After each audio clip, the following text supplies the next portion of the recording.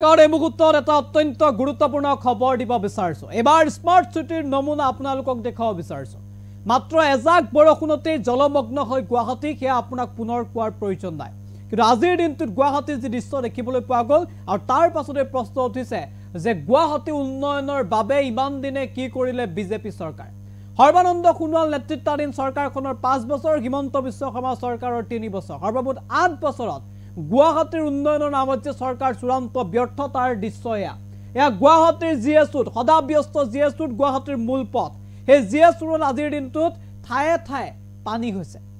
GS road, zoo road, Beltola সকলোতে এতিয়া পানী হৈছে। একাটো পৰ্যন্ত পানী গৈছে গুৱাহাটীৰ ৰাজপথত। গুৱাহাটীৰ ৰাজপথত এতিয়া সৰ্বসাধাৰণ লোকে খোজকাঢ়ি গাড়ী বা বাইকখন লৈ যাবলৈ চিন্তা কৰিবলগীয়া অৱস্থা। তীব্ৰ যান-জঁট হৈছে গুৱাহাটীত। দেওবাৰৰ দিনটোতো গুৱাহাটীৰ দীৰ্ঘ সময়ৰ বাবে যান-জঁট হৈছে ৰাজপথত। তাৰ একমাত্ৰ কাৰণ গুৱাহাটীত এতিয়া কৃত্ৰিম বান। কৃত্ৰিম বানৰ কবলত পৰিছে গুৱাহাটী মহানগৰ। কৃত্ৰিম বানপানী আহিলে কেৱল মেঘালয় ইউএছটিএমক দুখ ঠেলি মৌনতা অৱলম্বন কৰে হিমন্ত বিশ্ব শৰ্মাই। কিন্তু কৃত্ৰিম বান ৰোধৰ নামত এইখন চৰকাৰে যে একোৱে কৰিব পৰা নাই তাৰ জ্বলন্ত প্ৰমাণ এয়া।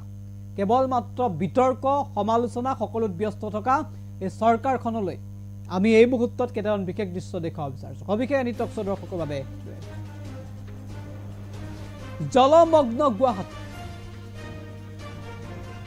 গুৱাহাটীৰ ৰাজপথত এতিয়া একাঠু পৰ্যন্ত পানী। নিশাৰ বৰষুণত কৃত্ৰিম বান এতিয়া গুৱাহাটী। প্ৰায়সমূহ ৰাজপথতে এতিয়া পানী গুৱাহাটী। কৃত্ৰিম বানে জ্বলা কলা খুৱাইছে সৰ্বসাধাৰণ জনতা।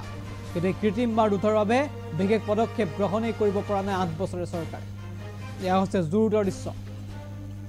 এয়া গুৱাহাটী মহানগৰীৰ জু ৰোড আৰু জু ৰোডত এইদৰে জলমগ্ন হৈ পৰিছে জু ৰোড। গুৱাহাটীৰ প্ৰায়সমূহ ৰাজপথত আজিৰ দিনটো এনেদৰে পানী হৈছে, জলমগ্ন হৈ পৰিছে প্ৰায়সমূহ ৰাজপথ।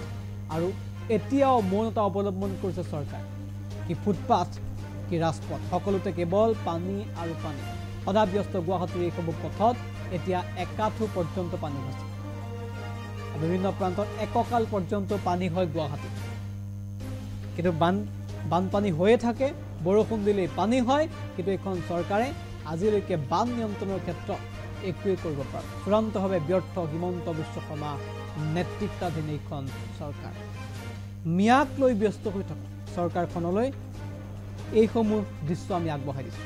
এইসমূহ দৃশ্য চাওক আৰু বুজক যে উন্নয়নৰ নামত 8 বছৰে কি কৰিলে এখন বিজেপি চৰকাৰ।